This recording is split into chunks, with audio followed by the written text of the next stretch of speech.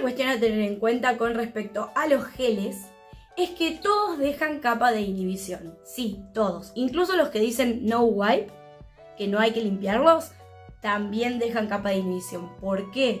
Porque la capa de inhibición de oxígeno es una fina capa de gel que no polimerizó, que no se curó. ¿Y por qué no cura? Porque entra en contacto con el oxígeno. Entonces siempre esa capa va a ser la de más arriba, ¿sí? Porque las de por abajo no entran en contacto con el oxígeno, ¿se entiende? Por eso se llama capa de inhibición de oxígeno. El oxígeno lo que hace es evitar que los fotoiniciadores polimericen.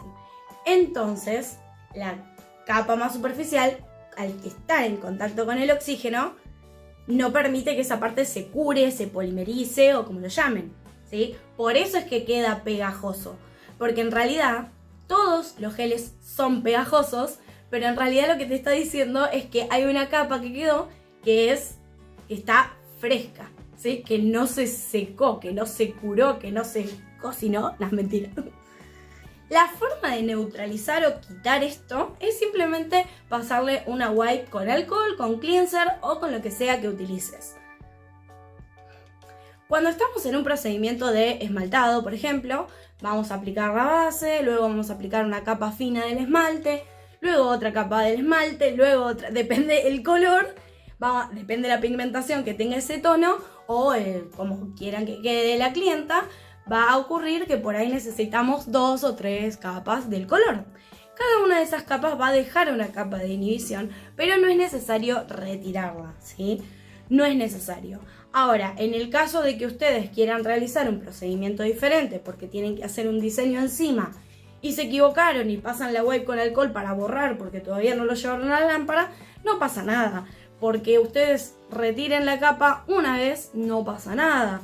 El tema es que no la saquen en todas las capas, ¿sí? No es necesario, no hace falta y a veces,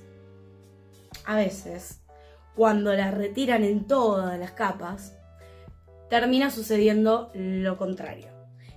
Lo contrario a lo que queremos. Lo que termina sucediendo es que no termina de curar como corresponde alguna de las capas y se puede desprender como un sticker. Se puede levantar como un sticker. Entonces, ¿para qué nos vamos a poner a sacar todas las capas de inhibición? En el único caso en el que les recomiendo así retirar la capa de inhibición es cuando, por ejemplo, ustedes aplican una gel de construcción, acrigel, o una de estas nuevas base rubber o algún gel para capping y ustedes necesitan limar eso.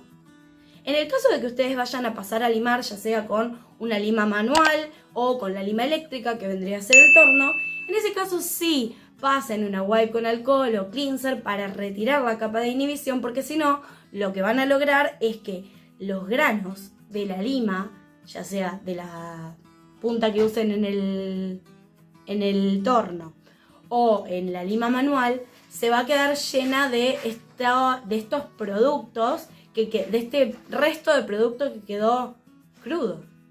¿Me entienden? Por eso en esos casos hay que sacarlo, para que no se interponga con el limado, porque si no va a quedar todo pegoteado y es un...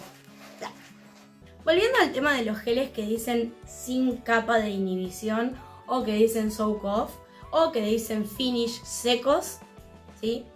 Todos estos hay que sacarles la capa de inhibición por la simple cuestión de que si no tuvieran realmente capa de inhibición, cosa que es mentira, porque les acabo de explicar cómo funcionan los geles y por qué se forma esta capa de inhibición, lo que sucedería es que no podríamos aplicar sobre ellos ningún pigmento o polvito holográfico, unicornio, etc. Más allá de que me digan, yo uso uno que la verdad que no se le aplica casi nada del pigmento y demás. No te cuesta nada pasarle una wipe con alcohol o cleanser cuando finalizás y pusiste el top coat. Te quedas tranquila de que no le va a quedar nada.